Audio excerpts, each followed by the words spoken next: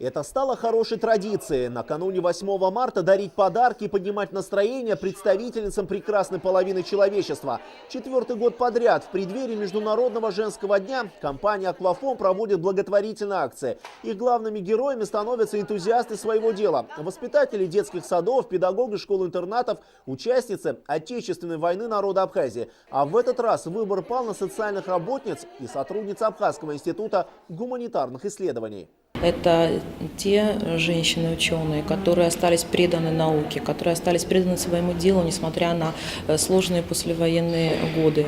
Это те люди, которые занимаются историей, этнографией, языковедением абхазским, то есть основой основ абхазской науки. В конференц-зале «Абеги» собрался весь цвет абхазской науки. Причем цвет в прямом смысле этого слова. За столом блестящие историки, этнографы, языковеды и просто красавицы. В преддверии 8 марта первый оператор мобильной связи преподнес каждый из них свои корпоративные презенты. Календари, еженедельники, в числе подарков от «Аквафона» и денежное вознаграждение. Подарки получать всегда очень приятно, а когда они неожиданные, приятно вдвойне, тем более мы совершенно сегодня не предполагали. Нам сказали, просто нужно подойти, и мы пришли и были приятно удивлены. Сами подарки, они действительно вот показали просто, что о нас вспомнили.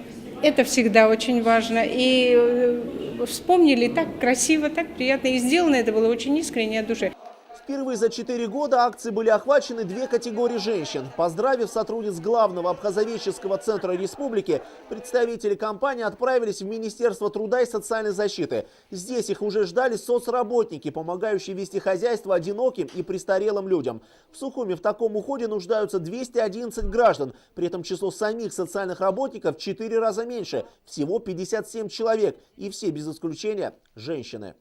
Работают они за, можно сказать, очень за маленькую заработную плату, и поэтому я думаю, что всем женщинам, социальным работникам на этот раз будет очень приятно, что компания поздравляет их с наступающим Международным днем 8 марта.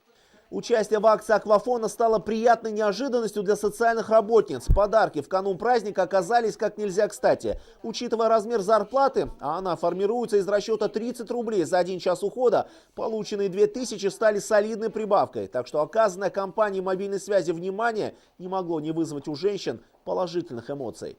«Аквафону» большое спасибо за такое мероприятие. Нам очень все понравилось. Хоть они вспомнили нас. Очень приятно. Большое им спасибо. Это работа такая не очень благодарная. И во всяком случае, очень редко кто оказывает помощь нам и внимание. В этом году акция прошла в 4-й, но не в последний раз. «Аквафон» собирается и дальше поздравлять заслуженных работниц науки, образования, культуры и медицины с 8 марта. Правда, кого отметят ровно через год, менеджеры компании пока держат в тайне. Левон Галустян, Торник Амичба, Абаза ТВ.